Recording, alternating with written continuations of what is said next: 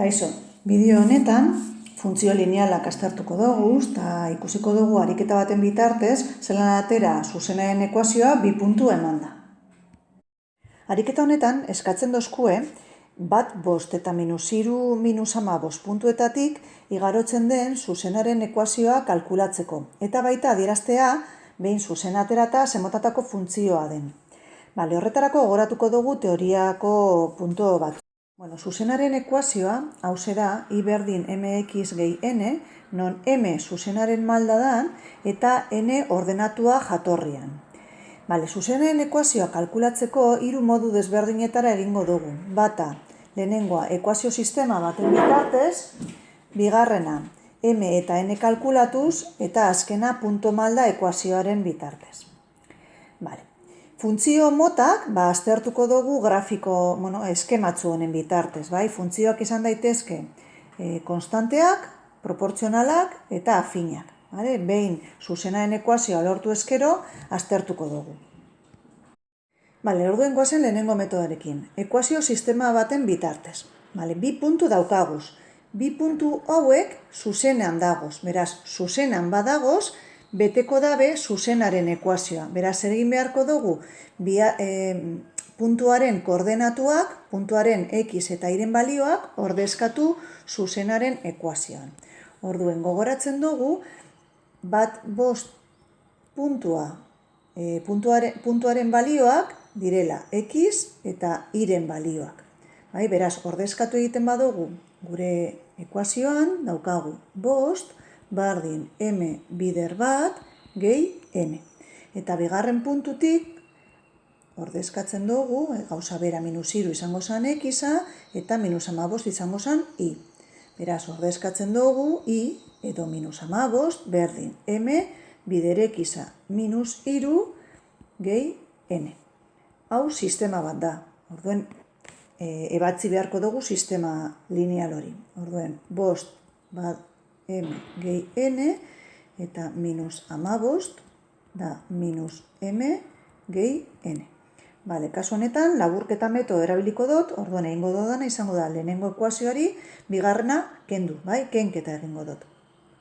Beraz, dekot, bost gehi 15 hogei, m minus hiru, izango litzateke m ken minus hiru izango zen m gehi hiru lau m eta n gehi n 0.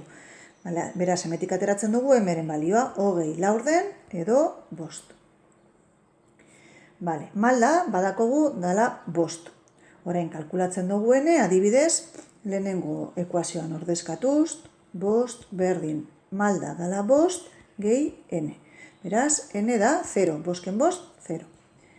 Badaukagu m eta n-ren balioak. Eta orain, ordezkatzen dugu zuzenaren ekuazioan, eta izango litzateke y bardin malda bost x gehi 0. Beraz, y bardin bost x. Hau izango litzateke gure zuzenaren ekuazioa. Bigarren metodoa. Zuzenaren ekuazioa y berdin mx gehi n dala jakinda, lehenengo kalkulatuko dugu zein dan malda. Maldaren formulagaz. Gero, kalkulatuko dugu n-ren balioa, punto bat ordezkatuz, eta gero zuzenaren ekuazioan ordezkatuko dugu lortutako m eta n. Honek dira jarraituko dugu zanpau. Orduan lehenengo malda kalkulatzeko formula bat daukagu, formula hauze da, malda dala i azpibi ken i azpibat, zati x azpibi ken x azpibat. X azpibi ken x azpibat da bi puntuen ordenatuen arteko diferentzia. Eta x azpibi ken x azpibat da bi puntuen arteko, bi puntuen absisen arteko edo x-en balioen arteko diferentzia. Kontutan izan behar duguna da, erreferentzia beti izan behar dela bardina. I-en artekoa eta x-en artekoa. Hau da, ordenatuak edo i-ren arteko diferentzia egiten badugu b kena, x-en beba egin behar dugu b kena. Eta egiten badugu a ken b, x-entzako ebai a ken b. Emaitza izango litzateke berdina. Orduen, nik hartu dut a dala x azpibat, y azpibat, eta b dala x azpibi, y azpibi. Orduen, goazen ordezkatzera.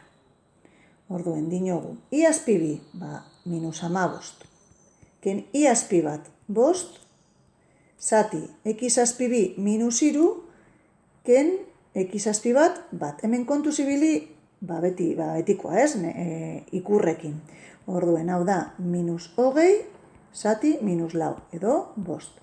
Badaukagu, malda dala bost. Beraz, malda, bost danez, ordezkatzen dugu zuzenaren ekuazioa, eta momentuz, daukagu, i dala bost x gehi n. Zer falta jaku? N kalkulatzea. Goazen n kalkulatzera. Horretarako, datu bezala hartzen dugu hasieran emondako bi puntuen balioak. Orduen, badakigu bi puntu horiek zuzenan dagozanez, betetzen dabela ekuazio hau. Beraz, zer egingo dugu? Ordezkatuko dugu puntoren bat, gure duguna, daukagun zuzenan. Osa, momentuz, orain arte, lortu dugun zuzenaren ekuazioan. Hau izango litzateke. Orduen, hartzen dugu edo bat bost, edo minus iru, minus 15. Hartzen dugu bat bost, errezagoa dalako, ikurrekin, pentsatzen dugulako, erratuko garela gitziago. Beraz, gure ekuazioa bada i berdin bost x gehi n, eta puntua bada bat bost, esan nahi dau, x bat denean, i bost izango dela. Beraz, ordezkatzen dugu, bost da bost bider bat gehi n. Beraz, hemen lortzen dugu n-eren balioa. Bost berdin bost gehi n, bost pasatzen da bestaldera kentzen, beraz, n berdin 0.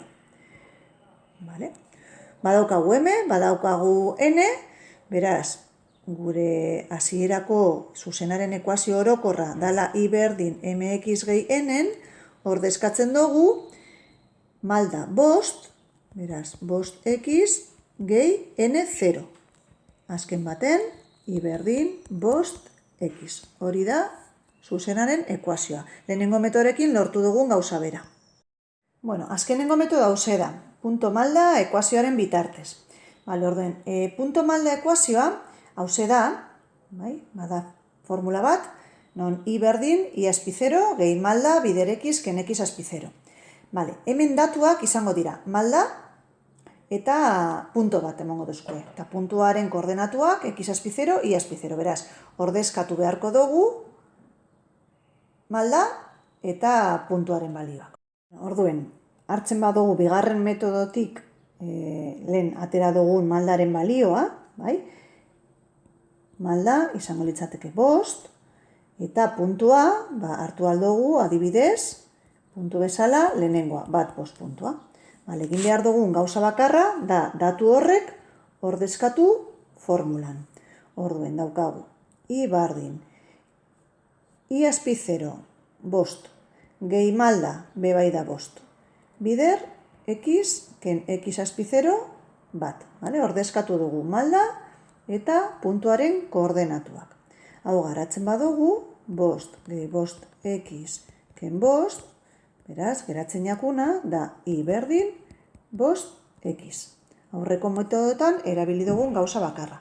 Kontua da, hemen ez dala bakarrik formulan ordezkatu behar, bebai kalkulatu behar dugu maldaren balioa. Guk hemen aprobetxatu dugu aurreko metodotik, baina malda kalkulatzeko aplikatu behar dugu formula.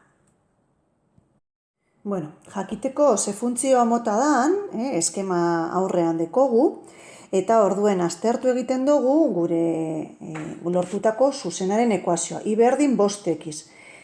Kasu honetan, malda bost da eta n da 0.